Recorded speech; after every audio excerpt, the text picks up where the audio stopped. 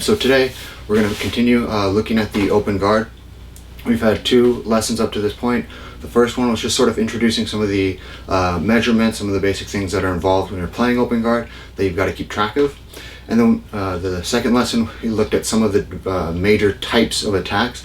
So that would be knockdowns, which are a type of sweep. We looked at sweeps, and we looked at a submission, the triangle.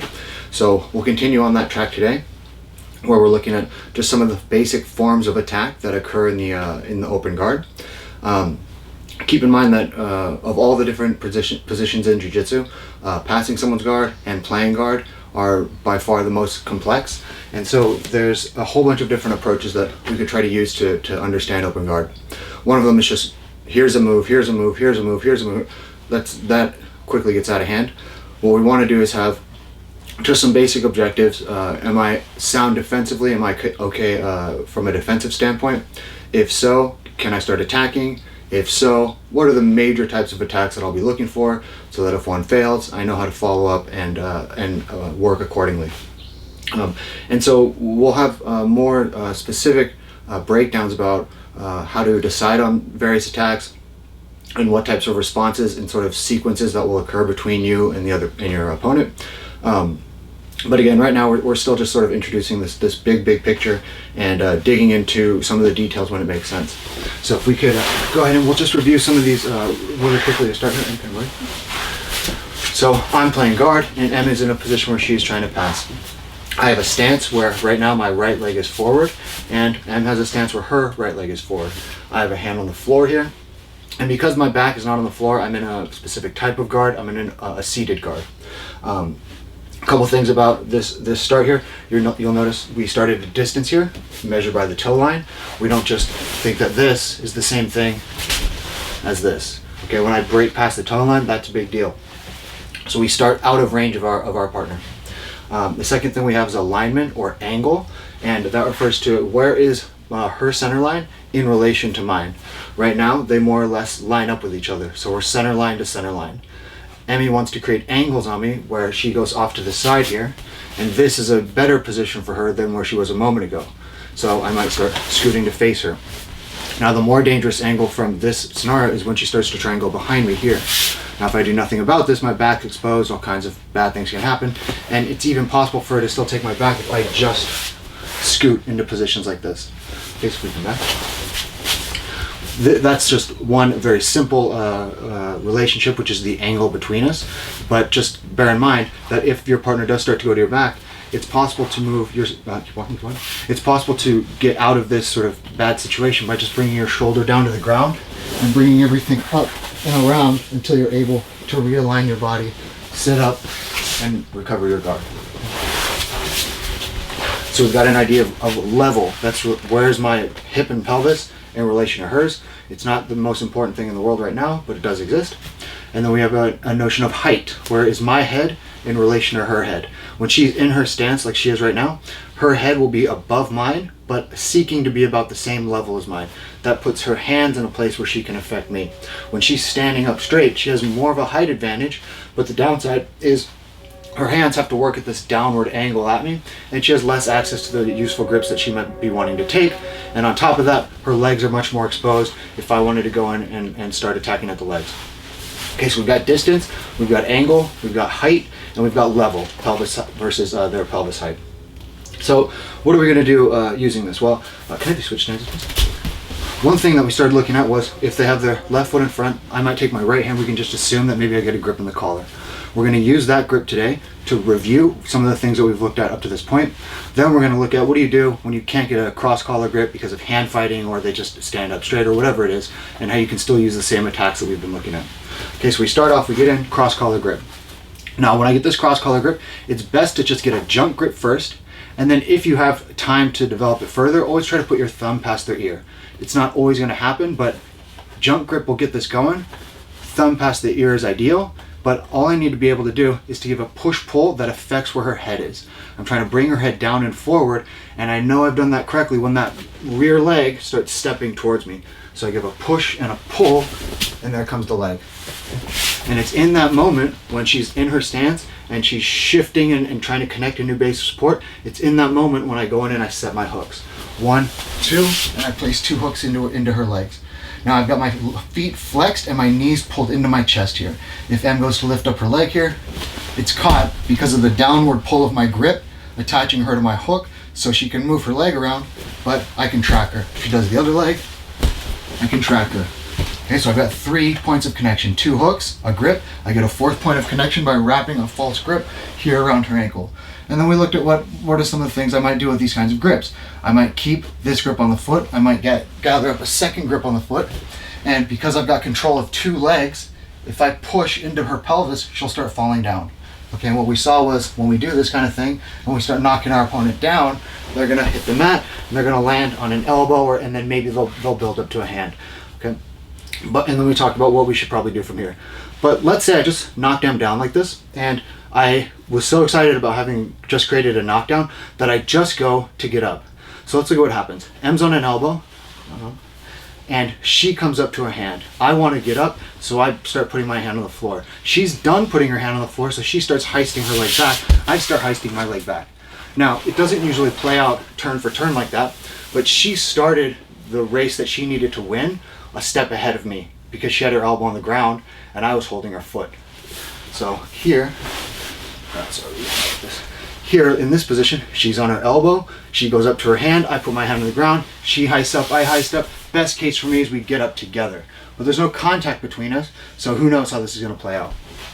Instead, we saw, well, I know that she's going to be on her elbow. I know she's going to get up to her hand. I already have her leg here, so if I can stop her leg from getting pulled back and out of here, then maybe she doesn't get up. So as she goes up to her hand, we put knee under knee, and we fix up our grip. You can come in and go first finger and thumb to get a jump grip, and then get a better grip. That'll depend on sort of the urgency of what's going on, and we fix up a better grip. Now I want to stick my hand on the floor, and I'm essentially scraping by her foot when I do this, as opposed to this. Okay, I'm always looking to keep her leg as trapped in the natural sort of bone structure and geometry of my body here as much as I can. Okay, now when I go to heist and she goes to heist, I've got her foot off the ground here. Now all I have to do is use this connection that I have to her foot to lift her foot up further. Okay, and the higher her foot goes above her knee, the harder it is for her to maintain any sort of hip heisting position. So now I bring my elbow through and around, I get my own hand higher than my own elbow, and that's going to make it easy for me to keep control of her foot. Now I switch from a pant grip to a straight lapel grip. I give her a little push-pull, and that lets me set her down to the floor. Now you'll notice that once I land in this position, I'm bringing my own elbow close to my hip. My knee and shin are in front of my shoulders as opposed to this here. And what I've essentially done, I'll show you this without Emmy in a moment, what I've essentially done is created a defensive stance from the top position, where she's not going to put me in close guard, she's not going to be dragging me into triangles, and even knocking me back down and getting on top. That's pretty tough to do at this point. Okay, so we'll just keep this sort of shape in mind, and I'll just demonstrate it without her here. So we're essentially in a position like this, which should look familiar, or similar at least, to this type of elbow knee frame that we use. So we just maintain this type of alignment once we're on top. Okay, and what you'll see is, when I'm in a position like this, you'll see that my heel is on the ground. I'm not moving my weight forward here and just sort of thoughtlessly having my weight shifted forward in this kind of position. There are times when you'll come up off your heel when you go out and pass someone's guard, but when you just knock somebody down and you've just got on top and they're going to be trying to drag to just do anything they can, you want to have this as a sort of shield so that as they go to pull you forward, you can move your shoulders back and away, and this will work like a barrier to stop them from closing their guard, bringing you forward into triangles, things like this. Problems occur when there's a grip at the upper body and the person is moving back and away, and the arm and upper body go by themselves, and people get dragged into submissions, or they start getting dragged into a submission, they start pulling back and away, now their legs exposed, and then they get knocked back down to the floor. So this will be our sort of, it's like an elbow knee frame, a defensive structure, but from the top position. And then we use this to make sure that we don't get dragged into close guard, other submissions like I just mentioned, once we've knocked somebody down and gotten on top. Now, that all assumes that I knocked Emmy down and the battle was more or less won by me by just getting control of her leg and putting her back on the ground. We will come back to this position a whole bunch of different times, and what we'll start to see is Emmy can actually go to a standing position with me. And so I'll have her foot, she'll be on one leg, I'll be on two legs, and then we'll work on some foot sweeps from there. Okay, that position will be the one up, one down position, which we'll cover another time. Can I just stand up, please? Okay, so we have our initial stance. She has her initial stance. We were able to come up and get a cross-collar grip. We use that to push-pull. We bring everything in, and we start hooking into the legs. I go over and I grab her foot. Now maybe I had to make a pretty big swing to get over to that foot, and I can sense that reaching her other foot, it's just a little bit beyond my grasp. So instead, I keep the cross collar for now, and I take my foot on the side where I just grabbed her foot, and I place a distance foot on her hip, so that the arch of my foot naturally forms around the anterior pelvic bone here. This gives me a nice connection to her hip. Now, once I've got this foot on the hip, once I've got this hand here by the ankle, I can use a hook by her knee to create a similar knockdown that we just saw a moment ago. So I have control of two legs, one with the hook, one with the grip, and anytime you've got control of two legs, if you push into them, they're gonna fall, okay? Now, once we land in this position, let's notice a few things that could go absolutely horribly here. If I just get up like this, Em may not even be interested in heisting up. Why? Because I've made a mistake of retaining this cross collar grip. If I get up like this, and she just brings her legs around my head and shoulder, she has me in a triangle. But since we're here, why don't we just look at a triangle really quickly? So she's got a trap triangle with her legs. She wants to pull in with her knees, and then she puts two wrists behind my head. Okay, she's gonna adjust the triangle so that the lock of the triangle goes directly behind my head. No, I don't know. Oh, you got it right, you got it right. There you go. Good, she's gonna create an angle by scooping into my leg. And imagine I just refuse to tap right now and she just puts me to sleep. Oh my goodness, that'd be amazing. So that's one thing that can happen if you deviate from this sort of defensive posture. You get dragged forward into a triangle, and the trap is, oh, they're not trying to heist up, they're not trying to get up, I'll just go on top, and then you're in a triangle. Okay. So that's one issue. I'm gonna do the same setup, same knockdown, same thing. I'm gonna not make the mistake I just made. I'm gonna make a different mistake, which is to leave the distance foot on the hip. So that looks like this. We go push, pull, everything hooks in, we grip, distance foot goes on. Now watch this foot here, my left foot. I give a push, that knocks her down, and I do this. So now my distance foot is still where it was when I started here. Now, when I go to try to switch, she's gonna come up to her hand, she's gonna start heisting. If I get that grip, excellent. If I don't, I'm gonna need to get her other leg up off the floor to recover. That's best case for me, to be able to get that other leg when I made a bad mistake, which was leaving the distance foot on the hip. What I want you to think about is like your opponent is a tall glass of water that you've just started tipping over. And because you're attached to them, when they start tipping over, they're gonna peel you up off the ground. Okay, their falling body weight pulls you up off the ground. So all you have to do with your distance foot is get that glass to start tipping over. Once it's tipping over, allow for it to carry you up and remove your distance foot in preparation for the next part where we're having to get a hold of their leg. So if my partner's standing, same stance, same setup, push pull gets us going, hook into the legs. I go over and I grab, I place that distance foot on the hip. Now instead of knocking her down and leaving the foot here, we're gonna bring it off of the hip. So we push in, off the hip, and I immediately slide my knee under her knee. Now this by itself is elevating her leg enough that even if she made it up to her hand right now, it would be hard for her to heist. Not impossible, but it's sort of like puts a little more friction on the movement.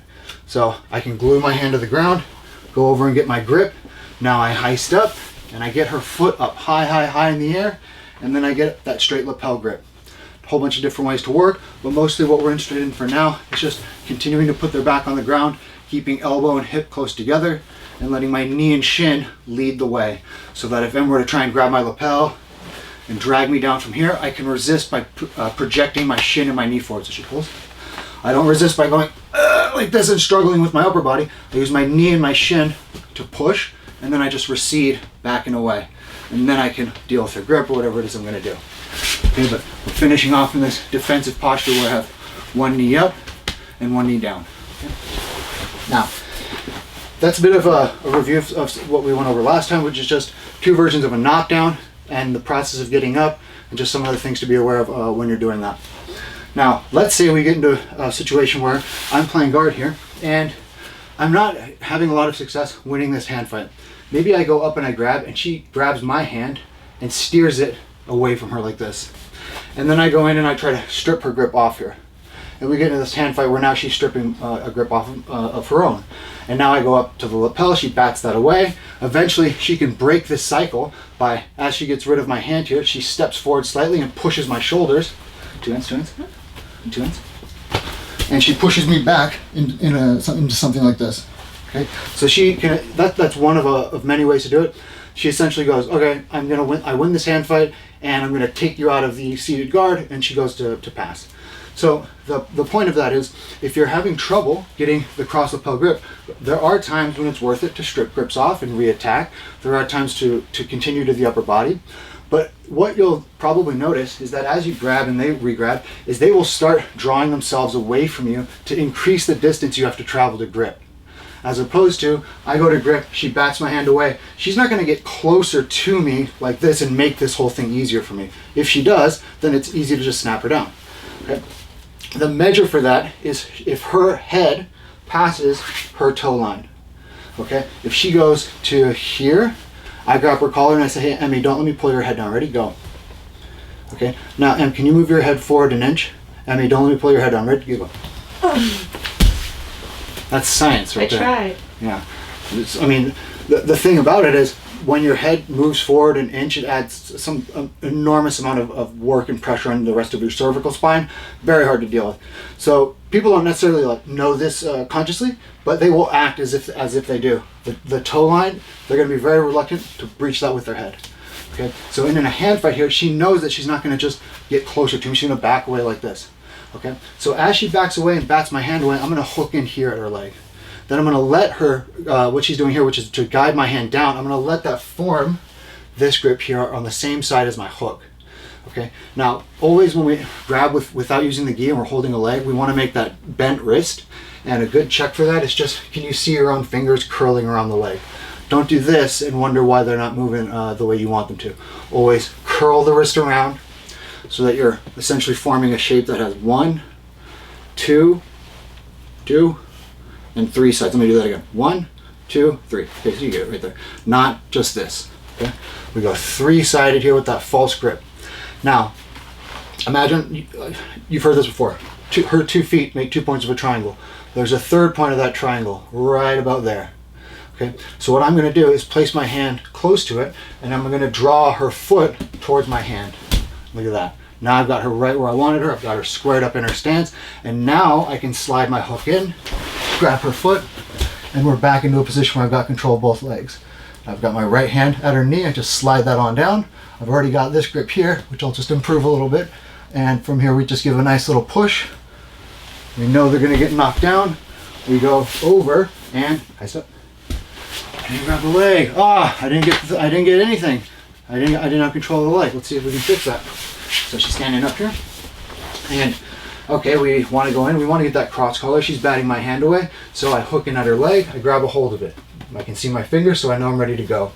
I put my hand on the floor, and I get her to take that step here. Okay? You'll notice, in order to do that, I have my head in front of my hips now. What I'm doing is I'm keeping attached to her leg, keeping my elbow close to my hip, and I'm swaying my head back so that my body weight and momentum pull her forward. So grip, I sway everything back, and I recover before she's done stepping so that my head is once again in front of my hip. I grab a hold of the leg, I slide in, and for now we'll just go back to this sort of simple double shin guard. Later on we'll talk about other forms of guard that you might use here. Now I grab a hold of the foot, I give her a nice push, and as we go to get up, I hold her leg with my hip, get my grip, stick my hand to the floor, high step, get her foot up high, straight lapel grip, and now we can put them down to the mat. Okay? The reason that would come up is because your partner knows you want to get that cross lapel grip, which you should always be trying to do. So what do? They start hand fighting you. They start going higher and higher up with their head. They start sort of retreating back from you. So you have a method of going from the lower body to get your guard started. Now, the other thing you should notice is we're essentially ending in these very simplistic forms of guard. Holding 2 legs, 2 shins on them. Holding 1 leg, collar, distance foot on the hip. Okay, that's because these are very low requirements to meet. But of course, if you really wanted to build a sort of dynamic offense, you would add more grips. You would adjust the different pieces after you set up beyond the point I just left. But just to address this initial first contact that we have, because if you're standing, here's what we're trying to avoid. Just deer in the headlights, grab something, they start reaching for you. What do most people do? Grab anything. They just reach for whatever is brought to them. And then they try to put their legs on their partner, and usually that's not going to happen after they've gripped up on you. So we just have these rough targets that we aim for, and we just switch between the targets depending on which one's available. I go, well, ideally, I'd like to control her head, so I go cross collar. She bats that away. Okay, no problem, I try it again. Okay, I'm not really making progress there, so I go in and I go to the lower body. Okay, maybe she thumb posts on my shoulder. She starts pulling her leg back and away from me, and she maybe breaks free of this. No problem, I grab her arm here, and then I go to my cross collar.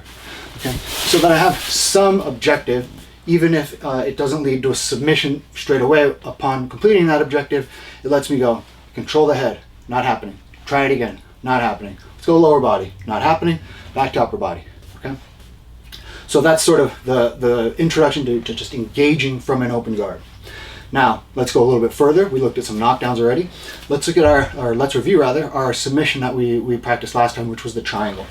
So that can come out a whole bunch of different ways. We were working before off of a cross collar grip, so we'll review that first. We go in, we're able to get our cross collar. We give a push-pull, we get him stepping, and we hook in with 2 legs. I reach over, I grab a hold of her foot. Now, I know that when I pull my partner and off balance them, they naturally will put hands on you to try and brace and stop you from developing your leg position, and at the same time to help them recover their balance. If Emmy had not put her hands on me, this grip pulling would have brought her so much further to the ground. It'd be really bad for her. So she'll naturally have hands on me and be bracing to lift her head up and away from me. Okay, so there you go, like this. Now, because of all that happening, I can put a foot on the hip, I can reach up and grab her sleeve, and then I can place a replacement distance foot up at her elbow. Okay. Now, if she were grabbing my pant leg here, because I have this new distance foot operating, what I can do is turn my palm towards me, pull my elbow down, and kick my big toe up towards my shoulder line here to free the grip. Then I replace the distance foot and I square my hip up to her. Okay, so we're going to keep this exact same position. We're just going to rotate so you can see this. So we were in a position like this. I've got a new distance foot over here on the right, my right hand side. Cross collar, sleeve grip, where I used to be here on her foot. Now I turn my palm like this so that her palm is facing away from my leg. Okay, I've got my elbow pulled down to the floor. My right hand, I turn my thumb out again. I'm always looking to get further behind her ear and then pull that elbow down to the floor as well. Now, let's talk about this guy over here. There's going to be a battle for positioning over on this side. This is a very good battle for Emmy to win, a very bad battle for me to lose. What's mostly going to happen is Emmy's going to be looking to keep her posture up, and she's either going to swim inside my leg like this, or she's going to try to go over the top and punch my leg down, grabbing the pants like this. Okay, so she's basically got 2 tracks she can work with. She can go inside like this, or she can go outside and try to work from either one. Now, a good sort of catch-all for this is if she starts to swim inside, so I draw my knee to my chest, I put my foot on her shoulder. Okay, now if she tries to swim inside and clear the way, it's not going to happen. If, same positioning, she's posturing up, she tries to go up and away from me, I just track her elbow and then step to her shoulder again. Now when she tries to get rid of my leg, it's not going to happen. So we're always looking to manage this right foot. If for whatever reason I start losing control of this position, I just move my foot over to her shoulder and then I recover my positioning. Now, when she starts doing this, she starts putting her hand onto my pant leg here. She'll probably grab And then when she's ready to improve the positioning, either by swimming in or going over, she'll release for a moment and make her move and then re-grab, like this. Okay, so here she's gripping, she releases and goes in, and she's re-gripping. Or she's gripping, she moves, she keeps her grip, she moves her elbow up and away, there we go, and she starts to press my leg down. So what's likely to happen is you're going to have this battle going on where they're gripping, they're trying to be clever and get rid of it in all those different ways. If you go to the shoulder and you're able to retain positioning here, what we do next is, as she tries to free her arm and she tries to get to the inside position or whatever it happens to be, go try to swim. Here, we go down to the knee, and while they're recovering the grip, I'm going to pull, I'm going to put her left hand on the ground, like this. Yeah, can you keep up with your knee? Yes, like this. Now, it is possible for him to do what she just did there, which is to drop down to a knee, but more likely this hand will come down first. Let's come back. So we're here working. She starts to grip up on my pants. She's working to get free. I go all the way down to her knee. I pull on the collar grips and I push at her knee. I pull her head down and then get her hand down to the floor. Now I draw my knee to my chest and I punch everything up and around. 1 and 2. I lock my legs so I've got the initial trap triangle, which is her elbow and shoulder and her head. I pull in with my legs. I put 2 wrists behind the head until I'm in a position where I can hold my own shin. Then I go in, I can scoop at her arm, or I can scoop at her leg. Keep up. Here, I'm always looking to put the lock of the triangle behind her head, like this. Okay, so I have my shin, and I lock. Once the triangle is locked here, I'm always looking to point my calves in a straight line. So I don't go like this, but instead we'll go here and curl. And from there you've got a great chance of finishing. Now you can already start to see that there's a lot of different branches that we could start to go down. Well, what if they're willing to let you split their stance real wide so that they don't put a hand on the ground? It's a great question. There's lots of great things we can do. What if you get your leg beaten? They're circling in, they're going over the top, they're circling in, going over the top. What if at some point they beat you? What can you do about that? These are all great thoughts to be having, great questions to be asking yourself. Just bear in mind for the moment, we're trying to lay down sort of the most foundational pieces of guard, and there are quite a few sort of foundational pieces. With regards to the triangle that just played out, what you want to keep in mind is, at least on one side, at some point you're going to have to develop your triangle to the point where if you lock somebody in a trap triangle, you can confidently finish them. No matter who it is in the world, you lock them in a trap triangle, maybe only on your good side is this true, but once you lock them in that trap triangle, it's over. It might take you a little adjusting and so forth and so on, but then you're certainly going to submit them. This is important because a lot of the assumptions that we build on from open guard are that, well, if they wouldn't do that because you put them in a triangle. It's like, oh, okay, well, obviously that option is not viable. But if you cannot finish a triangle, then there's multiples of problems that you have to deal with to try and get around the fact that you're not confident with your triangle. So we want to have a triangle that, at least on one side, that if we lock somebody in a trap triangle, we can adjust our way all the way through to the finish. So at this moment in these lessons, I'm mostly just making mention of it, doing a couple adjustments, a couple repetitions, but we'll spend more time with the triangle and really dig into the finer details of it, and then we'll sort of set it aside for a little bit and then revisit it. Okay, but some research. So one thing we should also keep in mind is Emmy's been coming out here with her left foot in front here, but she could just as well have her opposite leg forward, her right foot in front here. So go back. She could also respond to my movements by changing her stance. So for example, she might come down to putting her right knee on the floor like this, so that she's in that more defensive position I was working in a little bit ago. She might put 2 knees on the floor like this if she's very comfortable engaging with this sort of seated guard. And so we want to have different ways of dealing with this and ways of sort of practicing them with our partner.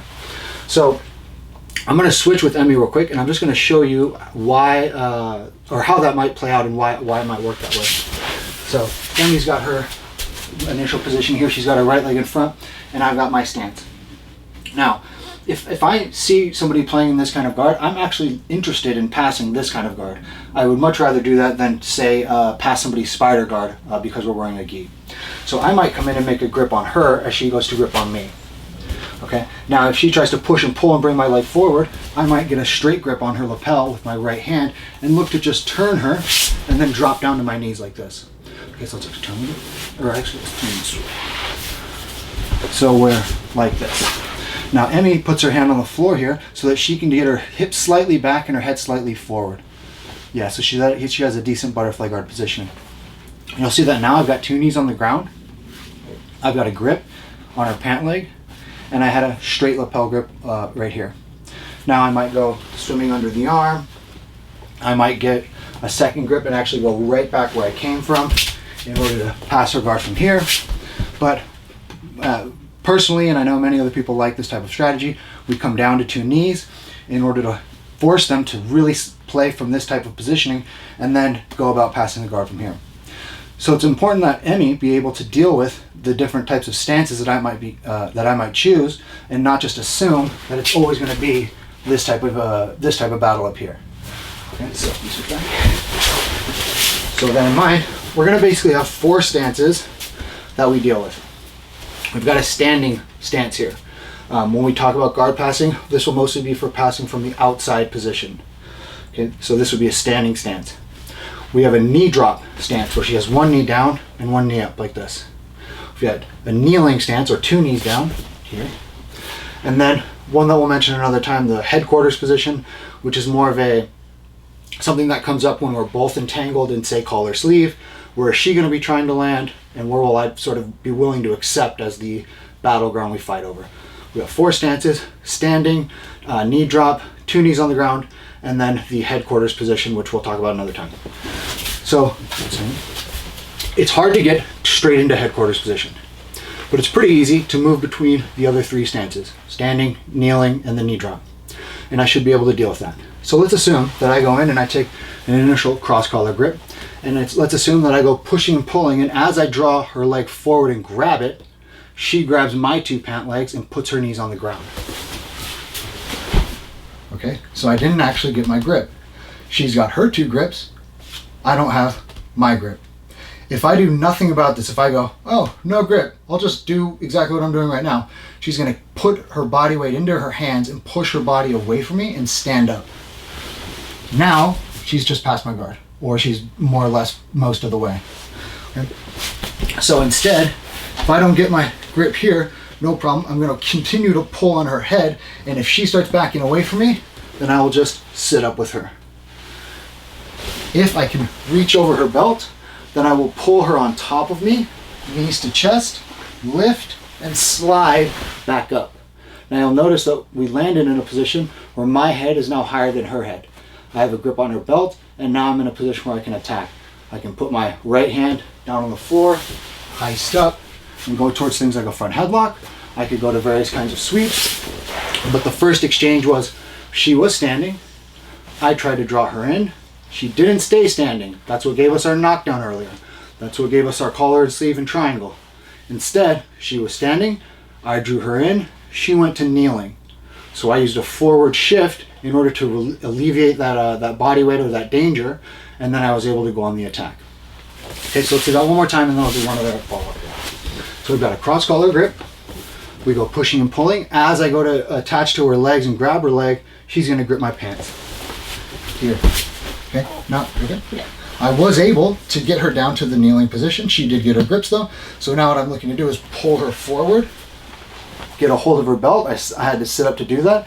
Now I bring her onto me, knees to chest, lift, and slide up until my head's higher than hers. My right hand goes to the floor so that I can make sure that her pushing into me doesn't put my back on the ground. Can you put some body weight on me? Like this. And I can maintain her body weight. I can start lifting with my hook and sweeping over. Okay? So again, that's one response. She put her knees down. I use a forward shift so that her body weight is not a danger to me, and I can sit up and go about whatever I was going to do. So here's the other situation I want to look at. So same exact thing, but before I do that forward shift and everything I just went over, she's already going to be on her way to standing. Okay, so we'll do this, the setup slowly, the problem that we're going to encounter, and then we'll look at how to solve it. So here's our grip, same as before. I draw her in, same as before. I get my my hooks in. Maybe she does drop down to her knees, but she's in a good enough position. She's set her grips early enough that she can back out and away from me like this. Okay, so now I've got to sit up. Now let's see what's going on here. She's got a grip on either one of my pant legs, but I was able to sit up. Now what I want to do is turn my body so that I lengthen away from my arm here. I don't stay where I am and push her away. She just gave me that. If she gave me any resistance at all, me pushing her away like this, not going to happen. So if she's got some body weight on my hand here, like this, instead of trying to push her weight away from me, I turn and I let my arm extend.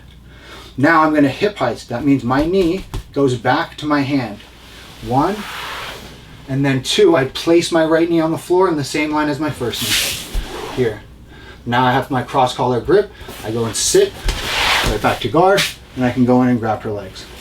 Now, what's important in that movement that I'm not going to necessarily demonstrate with Emmy is you have to take both of your knees and put them to the ground. You have to be very direct about it. If the person is so strong and your gi pants are not old enough to tear yet, then if they're so strong, they will try to insist on those grips and your knees will start to land on their hands. That will happen maybe 1 time or 2 times, and then they will not have that grip anymore. It's very hard to keep that grip because when somebody puts their knees to the ground, they essentially open your hand as they draw their knees back. And in order to keep that type of grip, it's going to require extreme commitment and movement from them coming forward. So your knee will land on their hand, and then you can slide your knees back and it'll break their grip. So to sum all that up, focus on putting your 2 knees on the ground when somebody does a bullfighter setup like that, and you'll be able to alleviate the danger of the grip. Okay, so let's see that again. Here, initial grip, push pull, I come in and grab, she comes down to her knees. I wasn't able to get my grip, she starts backing up and away from me, I sit up on her. Okay, I need to create a frame, so I turn my body and extend my arm here. Okay, what I'm focusing on right now is pointing my armpit forward towards you.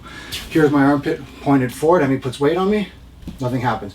Here's my armpit pointing at the ground, and my elbow bends. Okay, I want to point my armpit forward and turn my bicep out. Okay, just like a gymnast would be on the rings, holding themselves up with straight arms. Okay, now Emmy puts body weight on me, and it's easy. Now I can make this even more effective by turning and looking towards my own hand. So you'll see here, look at the length I get here as I look at my hand. Okay, so I have much more distance to work with. Now I pull both of my knees all the way back to my hand and I put them on the ground, like this. Now I can push, pull, slide back in, grab a leg, and we're ready to go. Okay. Try to avoid doing this. You're working in this position, you're ready to heist up, and you've started to turn your body. Avoid doing this. Okay, this grip that was left behind, as you go to pull it down, they'll race into your back. Okay, so it's got to be here, both knees down. So one more time.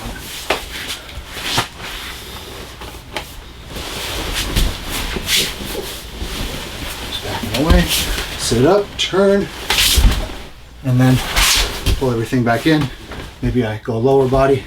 There's the step, and we're ready to go. Score a knockdown. She tries to get up. Haha, but I've got to flip. Haha, push pull. And that's the end of that. So again, these are just fleshing out some of the dynamics of the open guard position. If you haven't already, you're probably at some point going to be frustrated by people doing bullfighter passes on you when you play open guard, just controlling your pant legs. And it seems like no matter where you go, they're throwing your legs by, or they're using it to set up other passes. And it can be tough to deal with bullfighter grips in and of themselves. So we use the method I just showed you to free ourselves and essentially reset our guard. When you're playing guard, it can be tough to know how exactly do I go up and engage the other person. If I do this incorrectly, I know they're going to pass my guard or something like this. So we have a strategy upper body. If that's not available, we go lower body. If that's not available, guess what? Upper body's available again. We sort of move between the two. Once we have contact with upper body or lower body, we looked at some simple knockdowns. All you got to do for a knockdown is control both of their legs and push into them. It can be with 2 hands. It can be with a hand and a hook. but something has to control their legs, making it hard for them to step backwards, so that when you push into them, that lack of stepping backwards makes them fall down. And then you end in a double seated position. And then we saw from a double seated position, we always need to be able to control the heist so that we can get up, but we could make it hard for them to get up. Later on, we'll see that they're actually going to be able to get up, but they're going to get up on one foot. You're going to have one of their feet, they're going to be standing on the other, and it's pretty easy to use a Sasai foot sweep to knock them down, or a variation on Osoto to bring them down to the floor. And then the last piece of all these was the idea of a triangle, and just starting the study of the triangle early. There's going to come a day when you'll just have to process the techniques you learn in jiu-jitsu, the strategies you learn. You have to process them from a perspective of, if I get you in a trap triangle, game over. Of course, that's maybe something that happens at black belt, or maybe you get started on it at brown belt. Some people get started on triangles very, very early. White and blue, they start getting very comfortable with triangles. I'll say this about the difference that I've noticed over the years. Students that get good at triangles early on tend to have, on the longest term, the most efficient or technical types of games. I know that's sort of a rough definition. People that delay the development of their triangle often become much better at guard passing early on, much better at pinning early on, much better at maybe takedowns early on. But as time goes further and further, the student that studies the triangle and the student who did not, the student that studies the triangle will always outpace the student who avoided the triangle. And the reason for this is because the triangle is saying, I'm going to use my legs, which are the most efficient part of my body, but the least coordinated or least dexterous or at least practiced tools on my body, against your most practiced and probably most comfortable, your upper body. Now, I'm probably going to fail a lot in that endeavor, at least at first. But watch out, because someday I'm going to get good at using my legs in a very precise way to defeat your upper body. And that is manifest most clearly in the triangle. So while it's a struggle at first to gain a good triangle, it puts you it makes you work with tools in a way that you'll want to work with them starting today all the way through to black belt, as opposed to avoiding the triangle and just getting by with over-under guard passes and maybe kimuras every once in a while, and basically just using your upper body as much as possible and using your lower body when necessary. Your upper body, your grips, fairly easy to coordinate, and most likely it will not take much study on your part to really get those pieces most of the way to correct. 90% correct. It's not that hard with the upper body. To get your legs to go where you want them independently of each other, while you're re-gripping, while the person's passing, that takes quite a bit of practice. And it's hard to just practice all the different things you could do with your legs. Better, aim for one thing. Aim for a triangle. And all the things that you do along the way that break the triangle, that get your guard pass when you did a triangle, those will naturally be shed over time. The moments when you do something and maybe you don't keep track of exactly how it worked, but all of a sudden you had a trap triangle, you will naturally return to that more and more. I can't stress this enough. The difficulty is more front loaded onto you. If you focus on triangles early on, you're going to have less success early on, but you're laying the foundation for long-term success in jiu-jitsu. So start doing triangles early. Keep doing triangles when you think you're pretty good at them. Keep doing triangles after you're actually good at them. Start teaching people triangles. Start doing triangles in all these different ways. And what you'll start to see is you're just looking for ways to add your legs into whatever technique you're doing. So then it stops being triangles and it starts being, well, what about when I'm on your back and I can body triangle you? Oh, we already have the coordination. You'll automatically be forming triangles, finding your own legs without needing a hand assist. Or when it comes time to learn how to attack people's legs, triangling somebody in order to control their knee will be natural for you, because you'll be familiar with the sensation of holding somebody's joints within the joints of your legs. But if there was one thing that really divided how two students could start their development in jiu-jitsu, and essentially how far they got over the course of a year, 3 years, 5 years, and 10 years, one student starts with a triangle as just all they can think about. The other one starts with just any sort of upper body heavy attack. That first year, I would say maybe the triangle student will lose more often than not. But by year 3, they're going to be neck and neck. Maybe the triangle student is not victorious, but is getting their guard pass much less often. Then year 5 through year 10, it's a blowout. It's just a complete blowout. It doesn't mean the other student can't come back from this. I'm just trying to drive home the point that you can't study everything every day as efficiently as if you study one thing. So if it's not something you're already comfortable with, triangle. That's what you got to do. Probably the next, maybe not the next lesson after this, but the one following that, we will just do the triangle. Essentially starting from a trap triangle, adjustments, how to process the resistance you're going to hit, and things of that sort. The next lesson will be sort of closing off some of the routes that I've opened up so far and giving us a game plan once we get past that triangle. But today, we reviewed some of the items that we've gone into up to this point. Engaging, making contact, setting up your open guard. We looked at some of the measures that we used, which is just center line to center line, legs between the two of us. We dug into those more in the previous lessons, but they of course came up today. We started to look more closely at, well, okay, now I know I want to approach and make contact. We looked at, what if you can't get the upper body? Well, we can go lower body.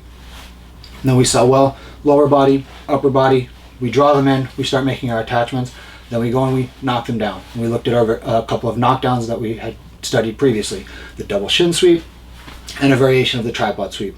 What you'll remember is when you knock someone down, the reason it's not quite as good as, let's say, an overhead sweep, is because when you knock someone down, they can get up and you have to get up. So we have a lot of different ways to deal with that. The simplest one is just to get a hold of their leg so that when you go to get up together, you have an advantage. You've got their foot up higher than their knee. You can keep them down to the floor.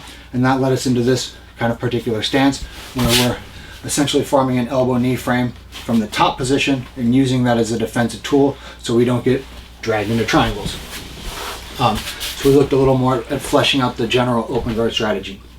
And then, as we just finished off with, we were looking at the mechanics of the triangle and one setup for it. Because there are going to be times when you can't just go directly to a trap triangle like we did in our previous lesson. Today it was, they're circling in, they're trying to punch the leg down, they're being a little bit more alert to the danger of that foot on the bicep. So when they start to clear it, we went to the shoulder.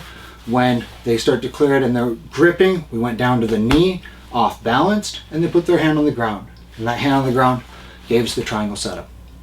Okay, so you can see that a lot of what we're doing each lesson is going all the way back and bringing all the tools that we started with up to the present moment, and then fleshing out some of the more relevant pieces that might make more sense now that we've visited the idea 2 or 3 times.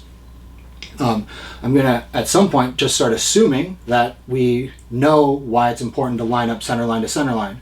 And I'm going to start assuming that I can say, look, there's a triangle right here, and that's enough of an answer because you're like, yeah, I know how to finish a triangle. And so that's sort of how this will continue to play out going forward. That's all I wanted to cover for today. And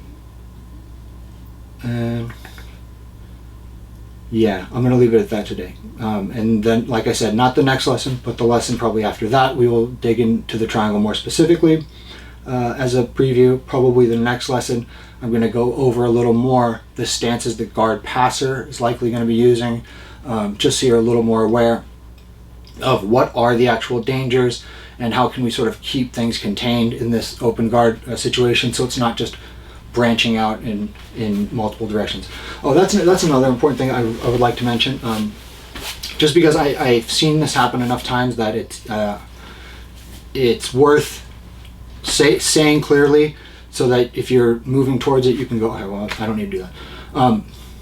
At white belt in jiu-jitsu, the big thing that happens is you learn that there are certain things you can do that are just like unbelievably powerful. Wow, if I grab this way or that way, or maybe the example I should use, wow, there are things other people are doing to me that are just, I can't resist them. Blue belts are just steamrolling me. Purple belts just seem like it's magic.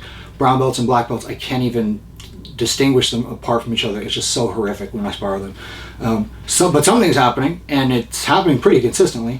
Okay, so then you start learning the techniques. You start learning about bridging and escaping and gripping and triangles, and all of it's new. And you've probably had that experience where you're watching your instructor. Okay, so that's the move, and it's this grip, and he's doing it. Okay, go do the technique. Ready, break. And then you go with your partner, and they're like, how does it even start? And it's just like you have it just is totally lost when you even though you just saw it. Soon you get past that, and you're able to say an Americana, Kimura, more like this, and you start really having these a technique: Americana, Kimura, spider guard, triangle, butterfly guard, hook sweep. You've got all of these different techniques, and you know that, well, hook sweep, you can really sweep people over. Triangle, and strangle them. And each technique seems to have its own legitimacy and usefulness. The danger is that most of the techniques that are useful to you in jiu-jitsu are, I'm going to be a little bit bold and say that there's maybe 10, maybe 20, depending on how liberally you define it. But you probably learned most of them the first couple of years of jiu-jitsu. The thing that happens is people at white belt, every technique you gain gives you so much awareness, and the mechanics of it can be done so roughly but improve your efficiency so much that learning techniques seems to be the way to go. It seems to be the way to get better at jiu-jitsu. And actually, it's true at the beginning that that's the way to do it. And then at some point you get to blue belt. And when you start to realize is, wait a minute, I know these techniques. I've got my paper cutter from side control. I've got my move from half guard that I like. Close guard, maybe it wasn't for you. Whatever it is, you've got your set of techniques. But you realize that your training partners have gotten wise to those techniques, at least to a degree where they work less than they did before, or less than they work on the newer students. So the temptation is to go, well, I need techniques that they are not aware of. Because up to this point, it's been techniques I didn't know. I learned them, I did them, they worked, and now they're not working. Probably because they know what's going on. And I remember Tim was saying that anticipation is what you need for defense. So they're probably just anticipating me. So you learn more techniques, and you go on YouTube, and you go to my channel, and you go, oh, these are too long, these are so long, I wanted to watch these. To another channel, and it's 100,000 submissions in 4 minutes. And then you see all these submissions, and you want to do them. But don't do that. Because the thing that's happening is you're at the beginning, you have no frame of reference. At the beginning, you learn a technique, and it's like a branch coming out of a decision tree. And then you have another branch, and you learn another technique, and you gain a few branches, and that's great. But if you think about it, if you keep doing this, you're going to keep splitting and creating more branches on this tree that each one of them, to be effective, needs intense study. If you want to make it work against a good black belt, you're going to have to study that until it is in your bones.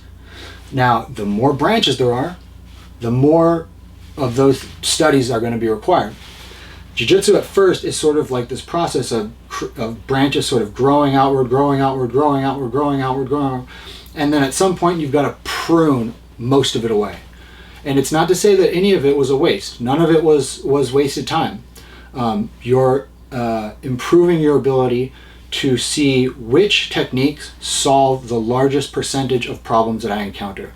There are strangles where you take your lapel and you take their lapel and you tie them together and you strangle yourself and them at the same time. Like, there are very specialized techniques for very specialized situations, but they're not worth you spending your time studying, at least at first. The things that are worth studying are the things that capture 80% of the problems you run into. So triangles, hook sweeps, overhead sweeps, cross knee passes, over-under passes. These are the things that as you go down in depth and you study them deeper and deeper, when you come back up and you go to another technique, you know that technique goes that far down as well. And it's actually much easier to plumb the depth of that technique knowing that what you're getting into than when you go, new technique, studied it, new technique, studied it, new technique, studied it, and you never get a sense of how deep any of them actually go. So when one of them doesn't work, you go, oh, better get a new technique, studied it, and they don't work. You go, oh, new technique. And you see where I'm going with this. You're just going to endlessly add useless things to your arsenal. Okay? Don't do that. You don't want 4 different spoons and 5 different forks and 3 different butter knives and go, let's do this. You want one sword that is sharp and reliable. And a great one, an absolutely excellent one to start with, is the triangle. It is one of the best. And if you allow yourself to really commit to studying the triangle and understanding how it works, you will understand how to play the mount position. You will understand how to control somebody from the back. You will understand that a kimura, which is often referred to as a grip, is almost always a function of my leg positioning and how it controls their upper body so that I can actually put them in a kimura. So I'll sort of leave it at that for now, but there's a lot of danger of just endlessly exploring techniques and then getting frustrated when new techniques don't give you the result you want. And even though it seemed to be working all the way up to that point, rest assured that it is the depth of technique that is most important. So when you find something you enjoy or that really sort of speaks to you, let yourself learn that technique as deeply as you can. And if I could pick one for you, I would pick the triangle. But if it's something else, that's fine. Just go deep, okay? Don't go wide. You don't need all those techniques. They're going to be easy to learn once you've got one technique that you went deep on. You'll be able to put new techniques in your game 5 at a time. It's not that hard to do. Okay, so I'm going to leave it at that. I know I just went on for a bit on that topic, but it is something I do wish somebody had told me when I was first starting out. The way I was told it was by having the experience of it over and over and over again. But having it articulated has its uses too.